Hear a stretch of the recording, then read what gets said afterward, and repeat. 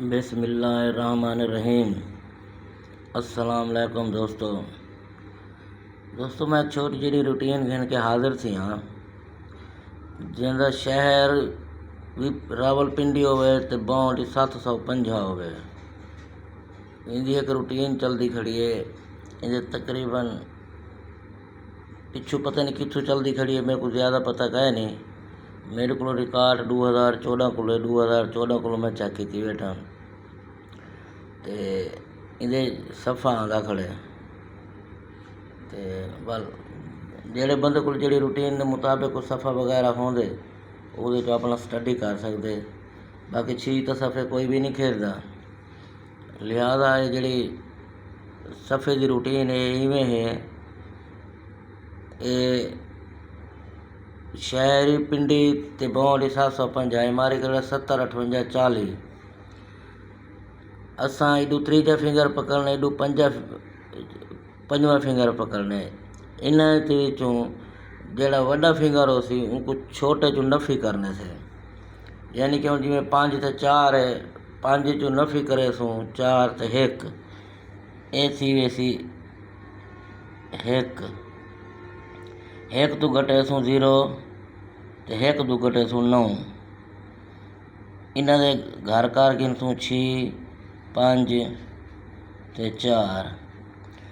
इन्हें जो उमें तो वल टंडोला पंगुड़ा लग वेंदे, लेकिन रूटीन वार जड़ा ना इहदे चो लगदे सफ़ा ते ये हुण यके दा सफ़ा लगे वो डिठा मैंने ते 16 का आंकड़ा लगे इहदे चो। ठीक है, अगली ड्रा दे उत्ते वल त्रीजा फिंगर 0 ते पंजवा फिंगर छक्का है। 6 चो 3 गया 3 2 1 8 7 6 अगू ही मार दी ते 80 8 का सफ़ा लग गया। वल इनका त्रीजा फिंगर है 50 ते पंजवा फिंगर है त्रिका। 5 चो 3 गया 2 2 1 0 7 6 5 इन चो सफ़ा।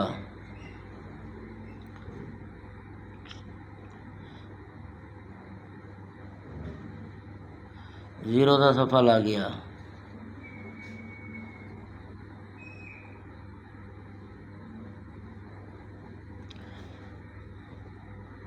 वल त्रीजा फिंगर है 2 ते पंजवा फिंगर है 2 2 च 2 गया 0 9 8 5 4 3 इन्हां दे विचों मार ता त्रिका 37। त्रीजा फिंगर है 8 ते पंजवा फिंगर है 6 8 चो 6 गया 2 2 1 0 7 6 5 इन चो मार ता 0 6 दा आंकड़ा, यानी कि सफ़ा जड़ा ना परमानेंट आना पे वाले 0 6 98 45। त्रीजा फिगर है 9 9 चो 4 गया 5 5 4 3 0 9 8 इन जो सफ़ा लगे। इन जो 35 का आंकड़ा लग गया, यानी कि तरीके का सफ़ा आ गया। आखरा जेड़े मारी खड़े ना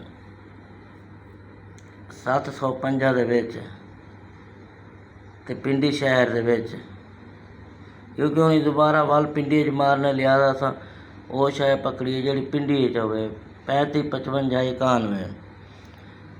त्रीजा फिंगर 5 ते पंजवा फिंगर 9 5 चो 9 गया 4 3 2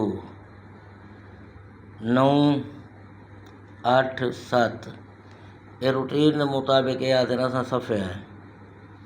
ठीक है, लेकिन हर बंदे की अपनी कैटेगरी होंगी, हर बंदे का अपना समझावन का तरीकाकार होंगे। मेरे मुताबिक इहदे विच मैं चौका लिखता पिया भी चौका लगना चाहिए। बाकी हर बंदा अपने ਸਮਝ ਨਾਲ ਆਪਣੇ ਹਿਸਾਬ ਕਿਤਾਬ ਨਾਲ ਲਿਖ ਗਏ ਨੇ, ਜਿਵੇਂ ਕਿਸੇ ਬੰਦੇ ਦੀ ਸਮਝ 'ਚ ਆਵੇ। ਠੀਕ ਹੈ ਜੀ, ਓਕੇ ਜੀ, ਅੱਲਾ ਹਾਫਿਜ਼।